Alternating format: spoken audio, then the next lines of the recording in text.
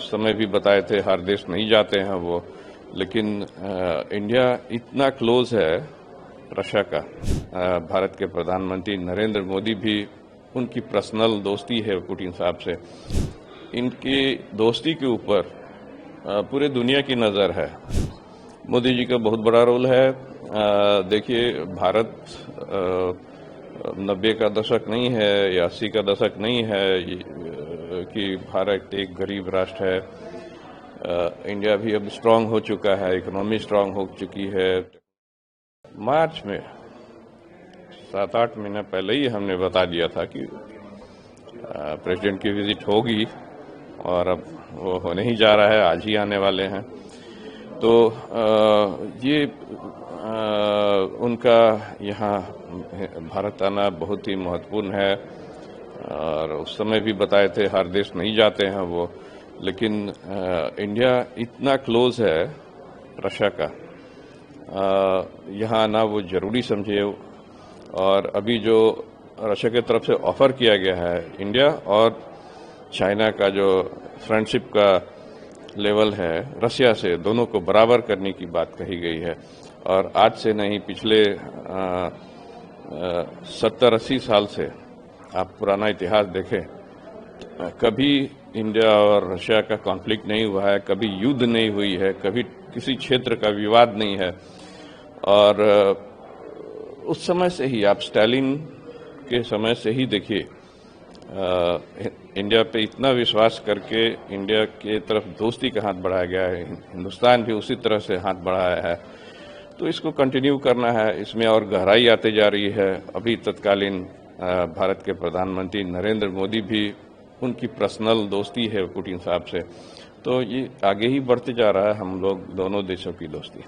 देखिए, इस टीम में तो अभी प्रेसिडेंट साहब की टीम में बहुत सारे लोग, बहुत बड़ी टीम आ रही है रशिया से।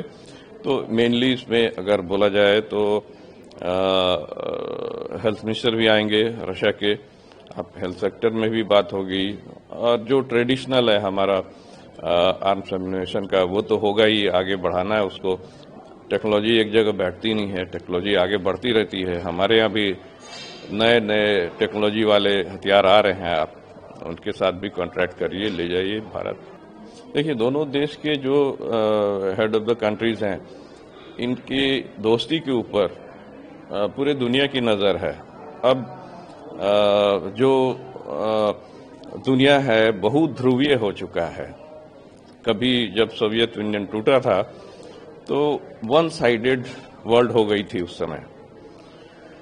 वन साइडेड वर्ल्ड होने का जो नतीजा है, आप देख लीजिए, इराक, लीबिया और कुछ ऐसे युगोस्लाविया ऐसे कंट्री का उदाहरण देख लीजिए। वहां कितने खुशहाल लोग रहते थे, वहां की सरकार चलती थी, हिंदुस्तान के लोग वहां रोजगार के लिए जाया करते थे, हम सुनते थे जब हम छोटे थे। लेकिन अब वो वहां की जो स्थिति है, वो दुनिया की नीचे से सबसे गरीब देशों की स्थिति में उनकी लिस्ट में नाम है उनके। तो बहुध्रुवीय जो वर्ल्ड है, इसका नतीजा है। अभी देखिए, वेनेजुएला की स्थिति क्रिटिकल है। आप इसी कारण से वो अभी कुछ दिन आगे क्या होगा नहीं जानते हैं, लेकिन अभी तक जो स्थिति है, इसी के चलते वो बचा हुआ है। मोदी जी का बहुत बड़ा रोल है।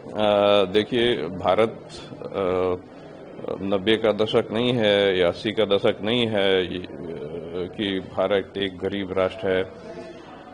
इंडिया भी अब स्ट्रांग हो चुका है, इकोनॉमी स्ट्रांग हो चुकी है, टेक्नोलॉजी है।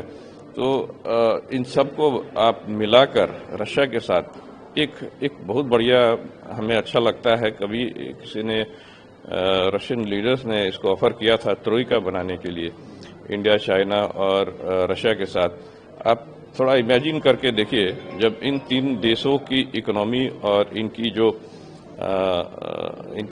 आर्मी, मतलब तीनों को ले लीजिए, उसके बाद कोई भी ऑर्गेनाइजेशन दुनिया का इसके सामने नहीं टिक पाएगा।